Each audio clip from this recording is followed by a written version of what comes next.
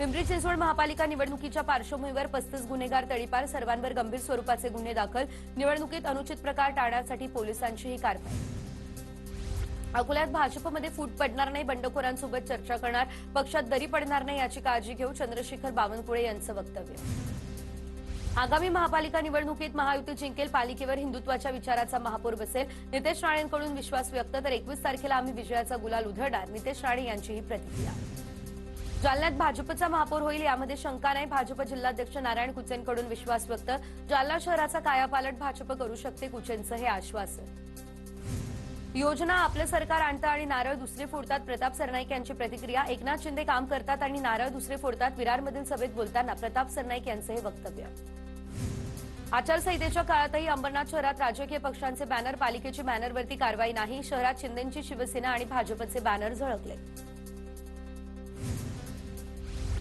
मुंबईला जागतिक दर्जाचं पर्यटन केंद्र उभारण्यासाठी आता केंद्र सरकारकडून मरीना प्रकल्पासाठी 887 कोटींच्या निधीला मंजुरी, मुंबई पोर्ट ट्रस्ट हा प्रकल्प उभारला जाणार, बीएमसी निवडणुकीची रणधुमाळी सुरू असताना आचारसंहितेत केंद्राकडून प्रकल्पाला मंजुरी। महाराष्ट्र प्रदेश काँग्रेसच्या निवडणूक समितीची बैठकीला महाराष्ट्र काँग्रेसचे प्रभारी रमेश चेन्नेथला, प्रदेशाध्यक्ष हर्षवर्धन सपकाळ, आमदार भाई जगताप, यूबी व्यंकटेश आणि इतर नेते उपस्थित। मुंबई वगळता इतर महापालिका निवडणुकीच्या संदर्भात चर्चा।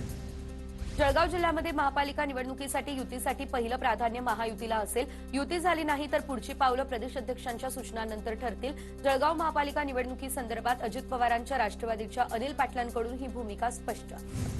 इचलकरंजी महानगरपालिकेची पहिलीच निवडणूक, इचलकरंजी शहरात महायुतीतून निवडणूक लढवणार, प्रकाश आंबेडकर यांची ही माहिती।